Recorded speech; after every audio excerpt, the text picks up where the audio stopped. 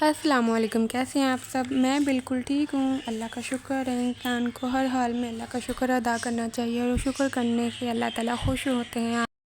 چاہے آپ لوگوں کیسے بھی حالات میں رہ رہے ہیں، کیسی بھی زندگی آپ کی، آپ کو شکر کرنا چاہیے اللہ تعالیٰ کا۔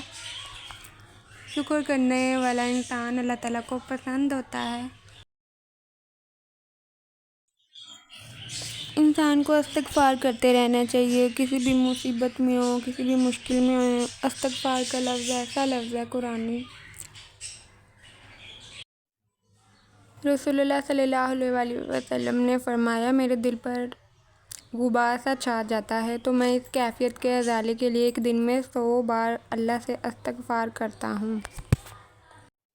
زندگی کو خوشیوں سے مالا مال کرنا چاہتے ہیں تو آپ استغفار کا ورد اپنی زبان پر جاری رکھیں۔ اگر مشکلات پر قابو کرنا ہے اور کامیابی حاصل کرنی ہے تب بھی استغفار کا ورد کرتے رہیں۔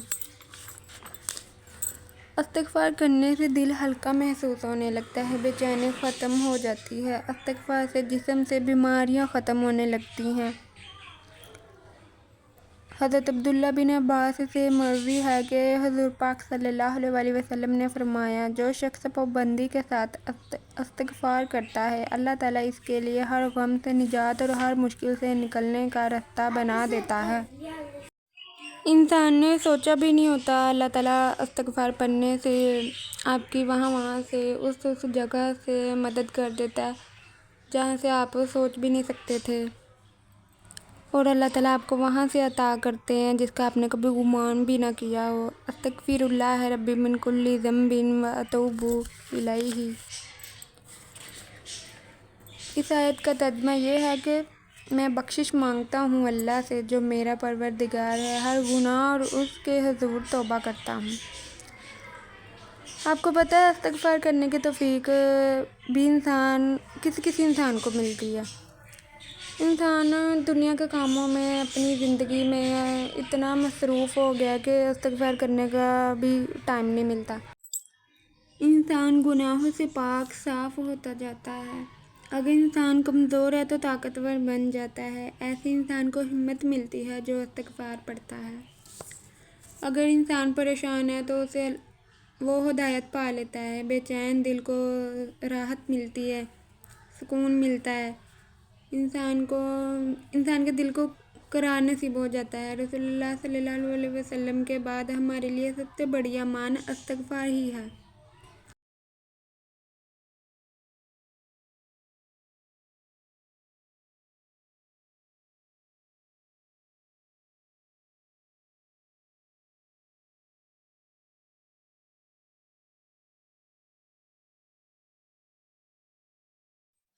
دنیاوی ادھر ادھر کی باتیں تو کرنے کے لیے بہت ہیں، لیکن میں آپ سے نالج شیئر کرتی ہوں تو مجھے خود بھی اچھا لگتا ہے۔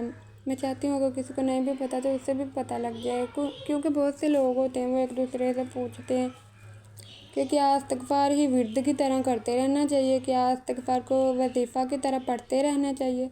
تو بالکل پڑھنا چاہیے۔ استغفار اور درود ابراہیم ایسی عبادتیں ہیں جس میں ہمیں کسی کی پرمیشن لینے کی ضرورت نہیں ہوتی ہے، ہم پڑھ سکتے ہیں۔ نہیں تو کئی لوگ ہوتے ہیں وظیفہ کرنے کے لیے بھی کسی نہ کسی کی پرمیشن لیتے ہیں، یا جنہوں نے وظیفہ بتایا ان سے پرمیشن مانگتے ہیں۔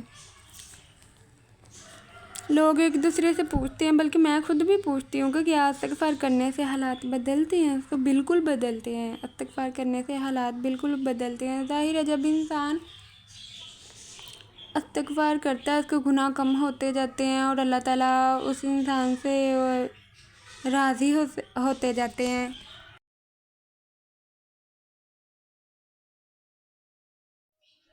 استغفار کی فضیلت کے حوالے سے میں آپ کے ساتھ ایک اور واقعہ شیئر کرنا چاہتی ہوں۔ حضرت امام حسین رضی اللہ عنہ کے پاس کوئی آدمی آیا جس کی اولاد نہیں تھی۔ اس نے آ کے کہا کہ میں آپ سے کوئی وظیفہ پوچھنا چاہتا ہوں، مجھے کوئی وظیفہ بتا دیں۔ تو آپ رضی اللہ عنہ نے فرمایا کہ استغفار کیا کر۔ اس نے کہا میں اب کب آؤں؟